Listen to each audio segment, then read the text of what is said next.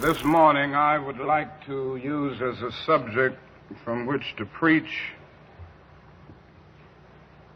the drum major instinct. The drum major instinct. And our text for the morning is taken from a very familiar passage in the 10th chapter as recorded by St. Mark. Beginning with the 35th verse of that chapter, we read these words. And James and John, the sons of Zebedee, came unto him, saying, Master, we would that thou shouldest do for us whatsoever we shall desire. And he said unto them, What would ye that I should do for you? And they said unto him, Grant unto us that we may sit, one on thy right hand and the other on thy left hand in thy glory. But Jesus said unto them, Ye know not what ye ask. Can ye drink of the cup that I drink of, and be baptized with the baptism that I am baptized with? And they said unto him, We can. And Jesus said unto them, Ye shall indeed drink of the cup that I drink of, and with the baptism that I am baptized withal shall ye be baptized. But to sit on my right hand and on my left hand is not mine to give, but it shall be given to them for whom it is prepared. And then Jesus goes on toward the end of that passage to say, But so shall it not be among you, but whosoever will be great among you shall be your servant, and whosoever of you will be the chiefest shall be servant of all. The setting is clear. James and John are making a specific request of the Master. They had dreamed, as most of the Hebrews dreamed, of a coming king of Israel who would set Jerusalem free and establish his kingdom on Mount Zion and in righteousness rule the world. And they thought of Jesus as this kind of king, and they were thinking of that day when Jesus would reign supreme as this new king of Israel. And they were saying, now, when you establish your kingdom, let one of us sit on the right hand and the other on the left hand of your throne. Now, very quickly, we would automatically condemn James and John, and we would say they were selfish. Why would they make such a selfish request? But before we condemn them too quickly, let us look calmly and honestly at ourselves, and we will discover that we too have those same basic desires for recognition, for importance, that same desire for attention, that same desire to be first. Of course, the other disciples got mad with James and John, and you can understand why, but we must understand that we have some of the same James and John qualities. And that is deep down within all of us an instinct. It's a kind of drum major instinct a desire to be out front, a desire to lead the parade, a desire to be first. And it is something that runs the whole gamut of life. And so before we condemn them, let us see that we all have the drum major instinct. We all want to be important, to surpass others, to achieve distinction, to lead the parade. Alfred Adler, the great psychoanalyst, contends that this is the dominant impulse. Sigmund Freud used to contend that sex was the dominant impulse, and Adler came with a new argument saying that this quest for recognition, this desire for attention, this desire for distinction is the basic impulse, the basic drive of human life, this drum major instinct. And you know, we began early to ask life to put us first. Our first cry as a baby was a bid for attention. And all through childhood, the drum major impulse or instinct is a major obsession. Children ask life to grant them first place.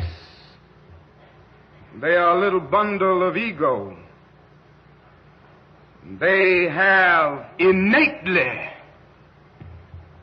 the drum major impulse or the drum major instinct. Now, in adult life, we still have it, and we really never get by it. We like to do something good, and you know, we like to be praised for it. Now, if you don't believe that, you just go on living life, and you will discover very soon that you like to be praised. Everybody likes it, as a matter of fact. And somehow this warm glow we feel when we are praised or when our name is in print is something of the vitamin A to our ego. Nobody is unhappy when they are praised, even if they know they don't deserve it, and even if they don't believe it. The only unhappy people about praise is when that praise is going too much towards somebody else. But everybody likes to be praised because of this real drum major instinct. Now, the presence of the drum major instinct is why so many people are joiners. You know, there are some people who just join everything. And it's really a quest for attention and recognition and importance. And they get names that give them that impression. So you get your groups, and they become the grand patron. And the little fellow who is henpecked at home needs a chance to be the most worthy of the most worthy of something. It is the drum major impulse and longing that runs the gamut of human life. And so we see it everywhere, this quest for recognition, and we join things, overjoin really, that we think that we will find that recognition in. The presence of this instinct explains why we are so often taken by advertisers. You know, those gentlemen of massive verbal persuasion. And they have a way of saying things to you that kind of gets you in the bind. In order to be a man of distinction, you must drink this whiskey. In order to make your neighbors envious, you must drive this type of car. In order to be lovely to love, you must wear this kind of lipstick or this kind of perfume. And you know, before you know it, you're just buying that stuff. That's the way the advertisers do it. I got a letter the other day, and it was a magazine coming out, and opened up, Dear Dr. King, as you know, you are on many mailing lists, and you are categorized as highly intelligent, progressive, a lover of the arts and the sciences, and I know you will want to read what I have to say. Of course I did. After you said all of that and explained me so exactly, of course I wanted to read it. But very seriously, it goes through life. The drum major instinct is real. And you know what else had happened or causes happen to happen? It often causes us to live above our means. Make it plain. It's nothing but the drum major instinct. Yeah. You ever see people buy cars that they can't even begin to buy in terms of their income? You've seen people riding around in Cadillacs and Chryslers who don't earn enough to have a good T Model Ford. Make it plain. Make it plain. But it feeds a repressed ego. You know, economists tell us that your automobile should not cost more than half of your annual income. So if you make an income of $5,000, your car shouldn't cost more than about $2,500. That's just good economics. And if it's a family of two and both members of the family make $10,000, they would have to make out with one car. That would be good economics, although it's often inconvenient. But so often, haven't you seen people making $5,000 a year and driving a car that costs $6,000, and they wonder why their ends never meet? That's a fact. Now, the economists also say that your house shouldn't cost, if you're buying a house, it shouldn't cost more than twice your income. That's based on the economy and how you would make ends meet. So if you have an income of $5,000, it's kind of difficult in this society, but say it's a family with an income of $10,000, the house shouldn't cost much more than $20,000. Well, I've seen folk making $10,000 living in $40,000 and $50,000 houses. And you know, they just barely make it. They get a check every month somewhere, and they owe all of that out before it comes in. Never have anything to put away for rainy days. But now the problem is, it is the drum major instinct. And you know, you see people over and over again with the drum major instinct taking them over, and they just live their lives trying to outdo the Jones. They got to get this coat because this particular coat is a little better and a little better looking than Mary's coat. And I've got to drive this car because it's something about this car that makes my car a little better than my neighbor's car. I know a man who used to live in a $35,000 house, and other people started building $35,000 houses, so he built a $75,000 house, and then somebody else built a $75,000 house, and he built a $100,000 house, and I don't know where he's going to end up if he's going to live his life trying to keep up with the Joneses. There comes a time that the drum major instinct can become destructive. And that's where I want to move now. I want to move to the point of saying that if this instinct is not harnessed, it becomes a very dangerous, pernicious instinct. For instance, if it isn't harnessed, it causes one's personality to become distorted. I guess that's the most damaging aspect of it, what it does to the personality. If it isn't harnessed, you will end up day in and day out trying to deal with your ego problem by boasting. Have you ever heard people that, you know, and I'm sure you've met them, that really become sickening because they just sit up all the time talking about themselves. And they just boast and boast and boast. And that's a person who has not harnessed the drum major instinct. And then it does other things to the personality. It causes you to lie about who you know sometimes. Make it plain. Make it There are some people who are influence peddlers.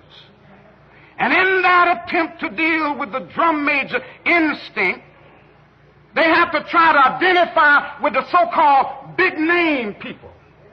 Make it plain. And if you're not careful, they will make you think they know somebody that they don't really know. They know them well. They sip tea with them, and they this and that. That happens to people. And the other thing is that it causes one to engage ultimately in activities that are merely used to get attention. Criminologists tell us that some people are driven to crime because of this drum major instinct. They don't feel that they're getting enough attention through the normal channels of social behavior. And so they turn to antisocial behavior in order to get attention, in order to feel important. And so they get that gun, and before they know it, they rob the bank in a quest for recognition, in a quest for importance. And then the final great tragedy of the distorted personality is the fact that when one fails to harness this instinct, he ends up trying to push others down in order to push himself up.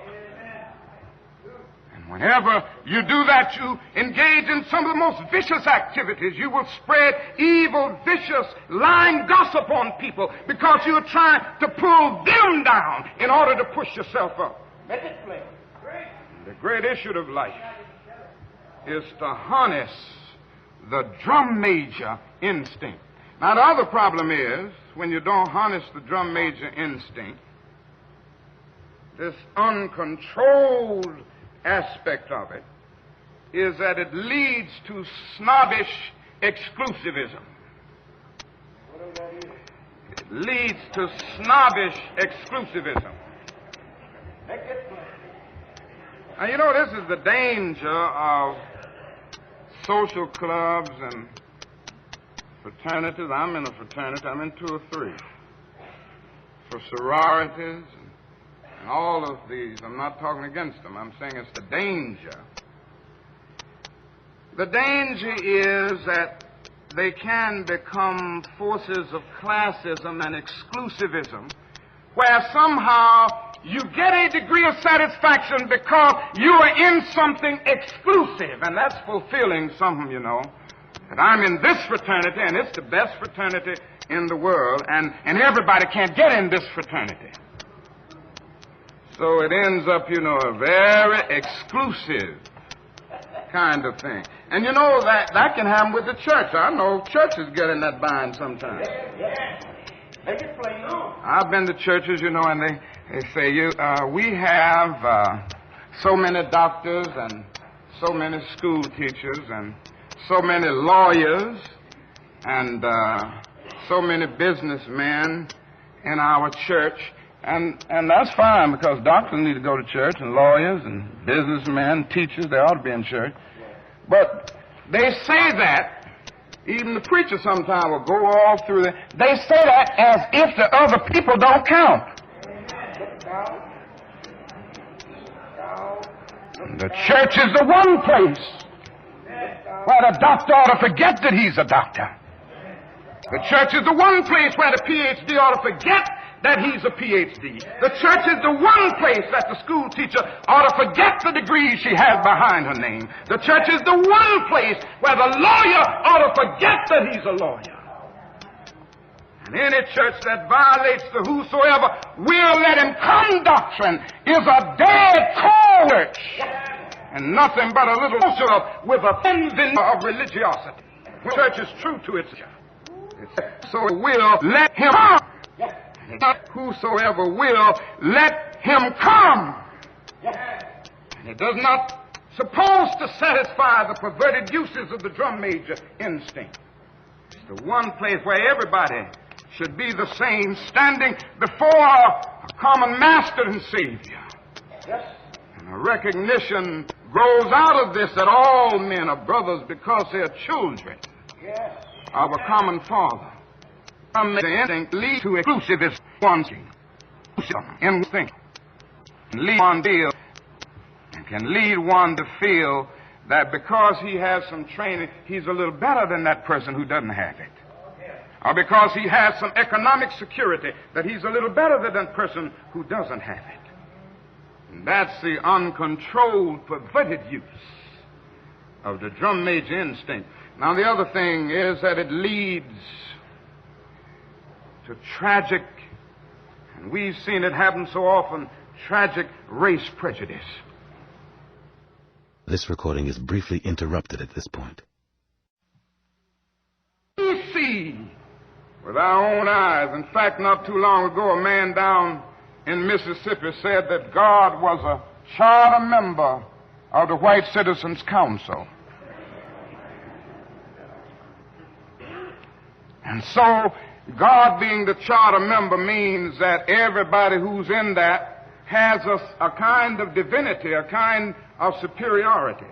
And think of what has happened in history as a result of this perverted use of the drum major instinct. It's led to the most tragic prejudice, the most tragic expressions of man's inhumanity to man. The other day I was saying, I always try to do a little converting when I'm in jail. And when we were in jail in Birmingham the other day, the white wardens and all enjoyed coming around the cell to talk about the race problem. And they were showing us where we were so wrong demonstrating. And they were showing us where segregation was so right. And they were showing us where intermarriage was so wrong. So I would get to preaching, and we would get to talking calmly because they wanted to talk about it. And then we got down one day to the point, that was the second or third day, to talk about where they lived and how much they were earning. And when those brothers told me what they were earning, I said, now, you know what? You ought to be marching with us.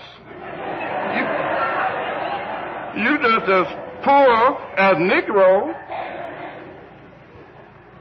And I said, you are put in the position of supporting your oppressor, because through prejudice and blindness, you fail to see that the same forces that oppress Negroes in American society oppress poor white people. And all you are living on is the satisfaction of your skin being white and the drum major instinct of thinking that you are somebody big because you're white. And you're so poor you can't send your children to school. You ought to be out here marching with every one of us every time we have a march. Now that's a fact.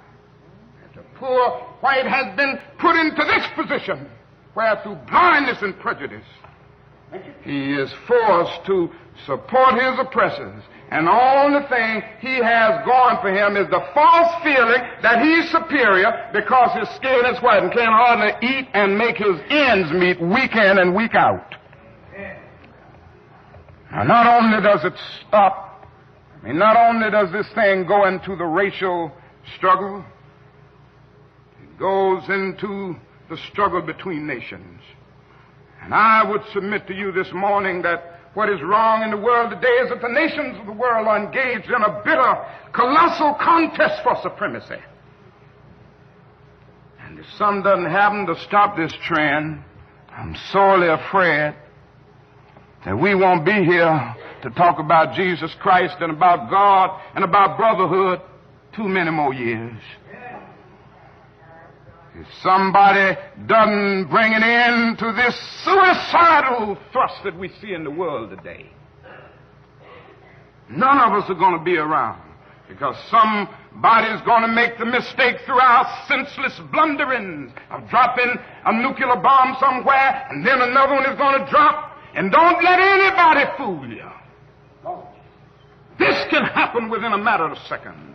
They have 20 megaton bombs in Russia right now that can destroy a city as big as New York in 3 seconds with everybody wiped away and every building. And we can do the same thing to Russia and China. But this is where we are drifting, and we are drifting there because nations are caught up with the drum major instinct. I must be first. I must be supreme. Our nation must rule the world. And I am sad to say that the nation in which we live is the supreme culprit. And I'm going to continue to say it to America, because I love this country too much to see the drift that it has taken. God didn't call America to do what she's doing in the world now.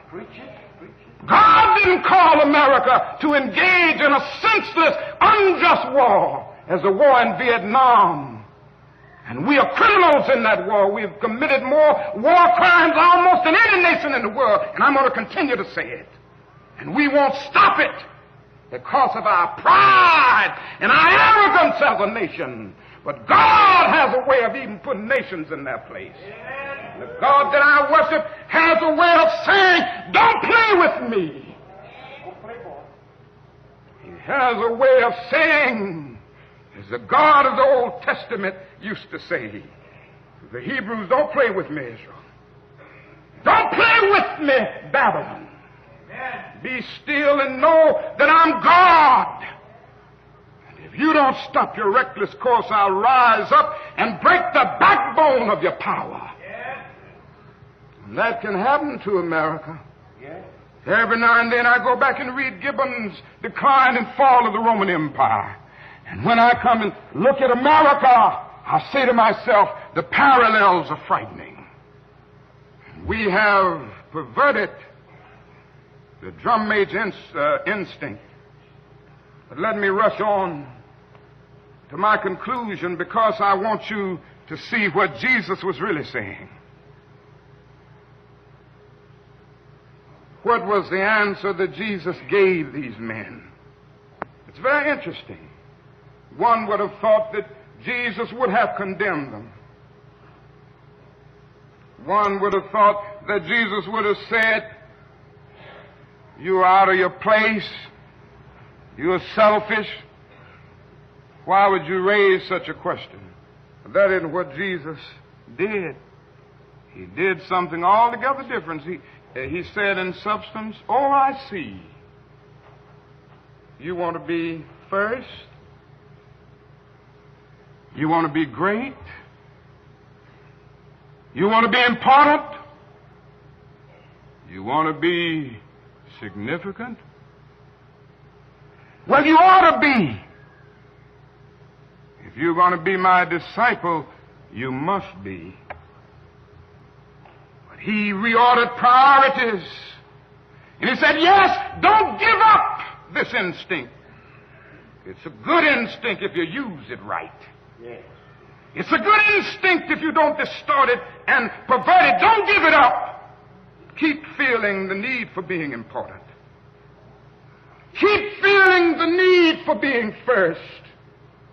But I want you to be first in love.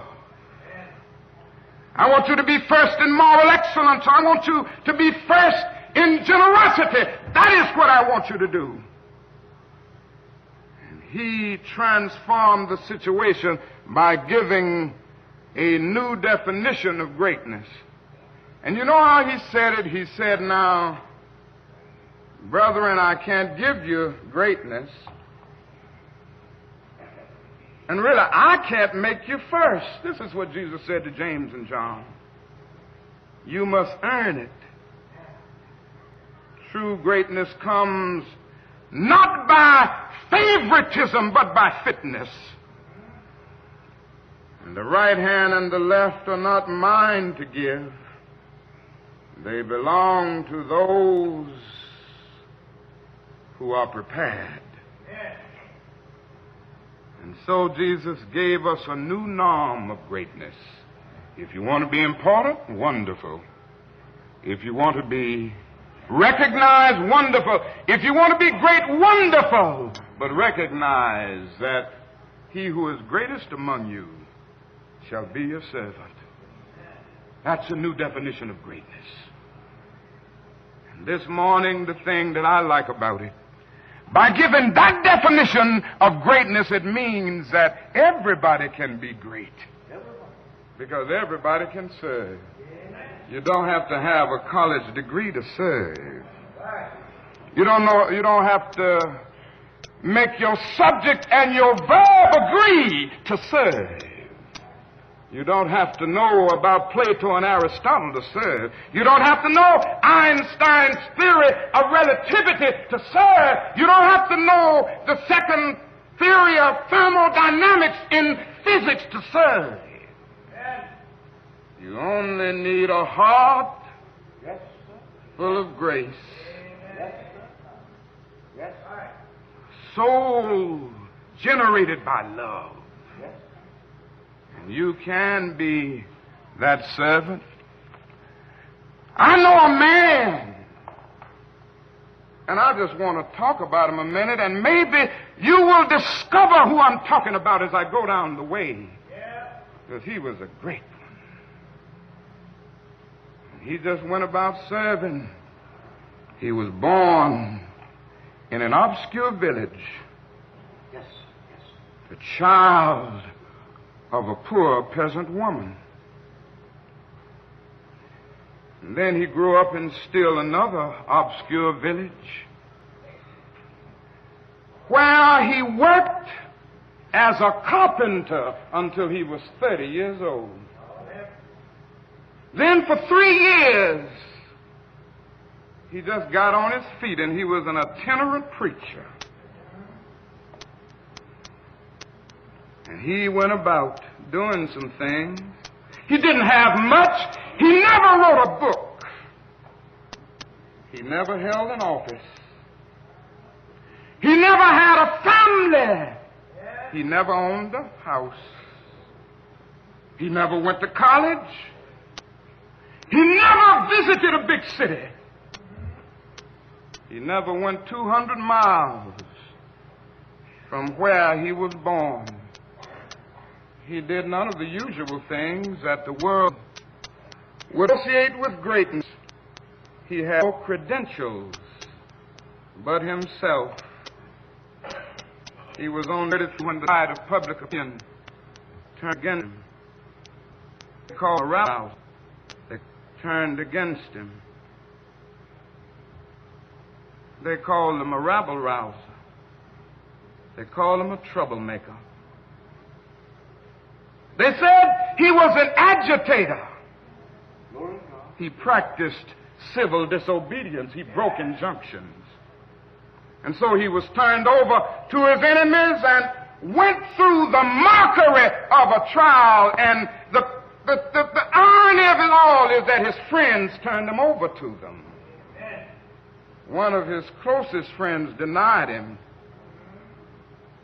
Another of his friends turned him over to his enemies. And while he was dying, the people who killed him gambled for his clothing, the only possession that he had in the world. When he was dead, he was buried in a borrowed tomb through the pity of a friend. 19 centuries have come and gone. Today, he stands as the most influential figure that ever entered human history. All the armies that ever marched, all the navies that ever sailed, all parts that ever stood, all kings that ever reigned together, not affected the life of men put together, have not affected the life of man on this earth as much as that one solitary life. His name may be a familiar one, but today I can hear him talking about him. Every now and then somebody says he's King of Kings. And again I can hear somebody saying he's Lord of Lords. Somewhere else I can hear somebody saying, in Christ there is no east nor west. And then they go on and talk about in him there's no north and south, with one great fellowship of love throughout the whole wide world. He didn't have anything. He just went around serving and doing good. This morning, you can be on his right hand and his left hand if you serve. It's the only way in. Every now and then, I guess all think realistic about that day when we will be victimized with what is life's final common denominator. That's something that we call death. We all think about it, and every now and then I think about my own death, and I think about my own funeral, and I don't think of it in a morbid sense. Every now and then I ask myself, what is it that I would want said? And I leave the word to you this morning. If any of you are around when I have to meet my day, I don't want a long funeral. And if you get somebody to deliver the eulogy, tell them not to talk too long. Every now and then I wonder what I want them to say. Tell them not to mention that I have a Nobel Peace Prize. That isn't important. Tell them not to mention that I have 300 or 400 other awards. That's not important. Tell them not to mention where I went to school. I'd like somebody to mention that day that Martin Luther King Jr. tried to give his life serving others. I'd like for somebody to say that day that Martin Luther King Jr. tried to love somebody. I want you to say that day that I tried to be right on the war question. I want you to be able to say that day that I did try to feed the hungry. I want you to be able to say that day that I did try in my life to clothe those who were naked. I want you to say on that day that I did try in my life to visit those who were in prison. I want you to say that I tried to love and serve humanity. Yes, if you want to say that I was a drum major, say that I was a drum major for justice.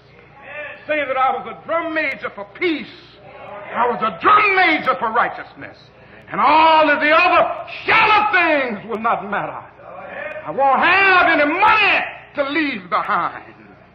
I won't have the fine and luxurious things of life to leave behind. But I just want to leave a committed life behind.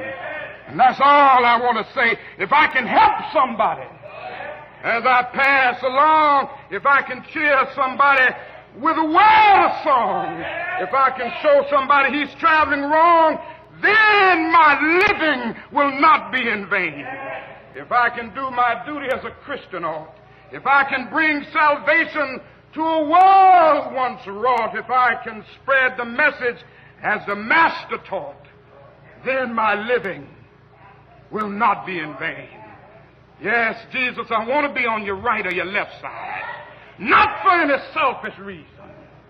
I want to be on your right or your left side, not in terms of some political kingdom or ambition, but I just want to be there in love and in justice and in truth and in commitment to others so that we can make of this old world a new world.